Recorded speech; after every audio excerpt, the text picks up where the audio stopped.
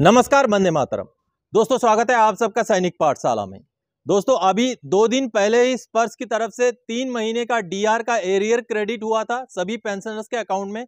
अब अमूमन जो महीने के आखिरी दिन पेंशन क्रेडिट होता है, लेकिन इस महीने के आखिरी दिन में ना करके 2 दिन पहले से ही स्पर्श ने पेंशनर का पेंशन क्रेडिट करने का कार्रवाई शुरू कर दिया है। ऐसे में मुझे भी अपना पेंशन प्राप्त हो गया दोस्तों, और आपको भी शायद आपका पेंशन मिल चुका होगा। अगर आपको मैसेज नहीं आया तो आपका बैंक स्टेटमेंट जरूर चेक कर लीजिएगा। और आज जिन पेंशनर को नहीं मिला, अब कल का भी दिन है, तो आज या कल के अंदर स्पर्श की तरफ से जो भी पेंशनर पेंशन ले रहे हैं उनको अप्रैल महीने का पेंशन 42% डीआर के साथ मिल जाएगा दोस्तों। अब दोस्तों, इसके साथ ही साथ एक सवाल अभी खड़ा हो रहा है कि क्या 30 अप्रैल के अंदर अंदर सभी फैमिली पेंशनर और गैलेंट्री अवार्ड विनर्स को ओआरओपी का एरियर मिल जाएगा? क्योंकि माननीय कोर्ट ने 20 मार्च 2023 को जो आदेश सुनाया था उसमें यही आदेश दिया था सरकार को कि 30 अप्रैल तक जितने भी फैमिली पेंशनर्स और गैलेंट्री अवार्ड विनर्स हैं उनको जो एरियर है उसका भुगतान कर दिया जाए। लेकिन अभी भी कई सारे पेंशनर्स बचे हुए, जो फैमिली पेंशनर्स और गैलेंट्री अवार्ड विनर्स, जिनको ओआरओपी का एरियर का भुगतान नहीं हुआ है और अभी समय बहुत कम बचा हुआ है, तो इसके चांसेस बहुत कम है कि 30 अप्रैल तक सभी फैमिली पेंशनर्स और गैलेंट्री अवार्ड विनर्स को जो है एरियर का भुगतान हो जाएगा। लेकिन दोस्तों, आप सबको मैं एक रेफरेंस देना चाहता हूं। आरबीआई का एक सर्कुलर है जो कि 3 अप्रैल 2023 को रिन्यू होके आया हुआ सर्कुलर है दोस्तों। जो सर्कुलर अभी सामने आप देख पा रहे हैं, आरबीआई का सर्कुलर है ये। जैसे आप देख रहे हैं 3 अप्रैल 2023 का सर्कुलर है। अब इस सर्कुलर का जो पैराग्राफ नंबर 18A है वहां मैं आपको लेके चलता हूं।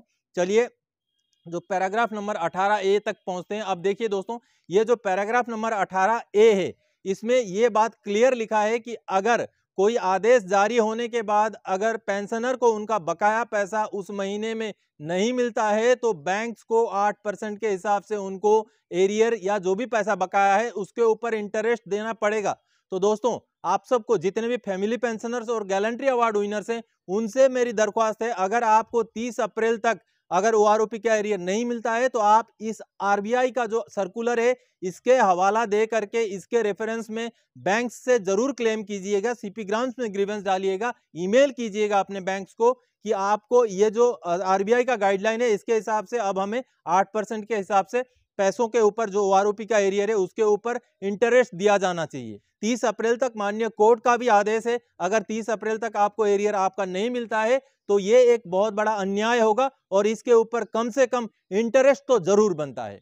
अब दोस्तों, आप सबको पता है कि 2-3 दिन पहले जब केंद्रीय कैबिनेट की बैठक हुई थी, उस बैठक में 22,000 करोड़ रुपए ओआरओपी के एरियर के लिए रिलीज कर दिए गए थे, यानी कि अप्रूव कर दिए गए थे। अब इसके बाद कई सारे पेंशनर्स का यह सवाल हो रहा है कि क्या अब सेकंड, थर्ड, फोर्थ इंस्टॉलमेंट हमें एक ही बार में मिल जाएगा? तो दोस्तों, ऐसा कुछ नहीं होने जा रहा है, क्योंकि ये पैसे पहले ही धार्य हो चुके थे। 28,000 करोड़ रुपए पिछला जो बजट आया था, आम बजट जो निकला था, उस पर 28,000 करोड़ रुपए धार्य किए गए थे। और सरकार ने जैसे लोकसभा में जो जानकारी दी थी उसमें यह बताया था कि लगभग 6,000 करोड़ रुपए बांटे जा चुके हैं। अब जो दूसरी बार जो बचे हुए पेंशनर्स को जो बांटना है उसके लिए ये पैसे रिलीज किए गए हैं, और ये पैसे रिलीज हुए हैं, ये अभी गारंटी नहीं है कि इकट्ठा ही 22,000 करोड़ रुपए जो है रिलीज करके निकाल दिए जाएंगे जो हमें मिल जाएंगे एरियर के तौर पे। तो इसमें भी शायद पीस मील में, यानी कि थोड़ा थोड़ा करके पैसा शायद मिलेगा, जिस वजह से जो जैसे माननीय सुप्रीम कोर्ट ने बोला है उस हिसाब से जो जैसे समय दिया है अगस्त का, नवंबर का और फरवरी 2024 का, उसी हिसाब से जो है आपका सेकंड, थर्ड और फोर्थ इंस्टॉलमेंट मिलने के चांसेस हैं। तो ये आशा करना कि सेकंड, थर्ड, फोर्थ इंस्टॉलमेंट हमें इकट्ठा मिल जाएगा, ये कहीं ना कहीं असंभव बात होगा दोस्तों। तो जैसे माननीय सुप्रीम कोर्ट ने बोला है वैसे ही सरकार दे दे, वही बड़ी बात हो जाएगी, क्योंकि अभी तक तो 30 अप्रैल तक जिनको मिलना था उनमें से भी लग रहा है कि बहुत सारे पेंशनर्स अभी बचे हुए हैं। तो दोस्तों, अप्रैल महीने के स्पर्श से द्वारा दी गई पेंशन की जानकारी और ओआरओपी के एरियर में आरबीआई का जो गाइडलाइन है उसकी जानकारी लेकर के इस वीडियो में आया था। आगे और कोई जानकारीदायक, आपसे सरोकार रखने वाला विषय लेकर मैं फिर से हाजिर हो जाऊंगा। तब तक के लिए जय हिंद दोस्तों।